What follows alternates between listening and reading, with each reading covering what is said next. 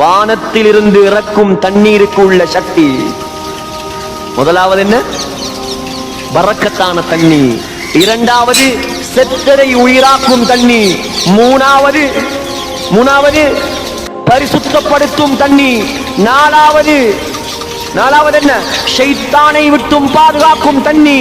ஐந்தாவது உள்ளத்தை உறுதிப்படுத்தும் தண்ணி. ஆறாவது பாதங்களை உடம்பை உறுதிப்படுத்தும் தண்ணி. யார் இறக்குகிறான்? அல்லாஹ் இறக்குகிறான். 24 மணித்தியாலமும் பெய்யுது இன்றைக்கு மழை. யார் இறக்கிறது? யார் சகோதரர்களை இறக்கிறது? அவனால் மாத்திரம்தான் முடியும், வேற யாராலையும் முடியாது. வானத்திலிருந்து பரக்கத்தான தண்ணீரை நான் இறக்குகிறேன். அவன் நினைத்தால் வானத்திலிருந்து இறங்கும் மழை நீருக்கு 6 தன்மைகளை கொடுப்பான்.